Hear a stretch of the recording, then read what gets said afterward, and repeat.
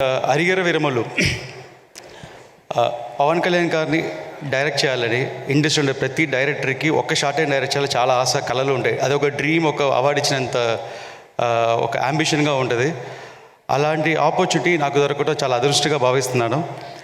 And ముందుగా ఇది ఎలా నాకు స్టార్ట్ అయింది, దీనికి మొత్తం హరిహర వీరమల్లుకి ఈ వీరమల్లు క్యారెక్టర్ అండ్ ఈ డిజైన్ చేసింది, ప్రాజెక్ట్ డిజైన్ చేసింది, దీని బేసు ఒక స్ట్రాంగ్ ఫౌండేషన్ వేసింది క్రిష్ గారు.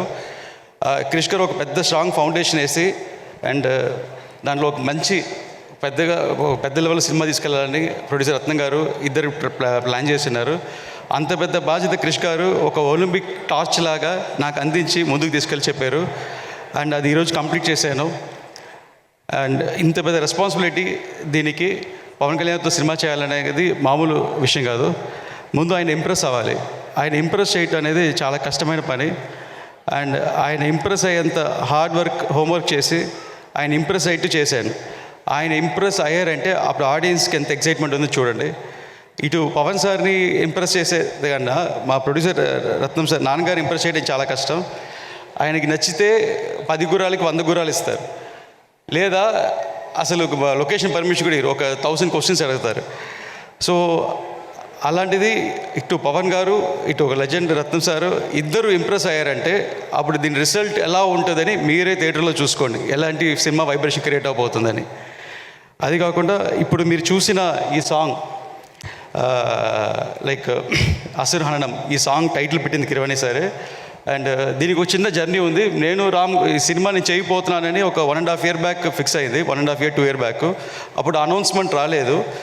ఒకరోజు ఆఫీస్లో ఉంటే రాంబాబు కోశల్ నా ఫ్రెండ్ వస్తే ఇలాగ ఒక సిచ్యువేషన్ ఉంది సార్, ఒక ఫైట్ సాంగ్ రాయాలి. ఆ సాంగ్ మొత్తం పవన్ సారే, ఆ ఫైట్ మొత్తం పవన్ సారే కంపోజ్ చేసి డిజైన్ చేశారు. దీన్ని ఒక దగ్గర 50-60 days షూట్ చేశారు. అండ్ ఒక ప్యాషన్తో చేశారు ఆయన. ఇది ఆయన ఫైట్లో చేసిన వైబ్రేషన్ ఆడియన్స్కి కలగాలి. మనం ఒక సాంగ్ రాస్తామని ఒక సాంగ్ అనుకుని రాసుకున్నాము. రాంబాబు గారు ఒక వైబ్రేషన్ రాసిన తర్వాత ఇది ఎలా సార్ అన్నారు, కిరవాణి గారిని కలవాలన్నారు.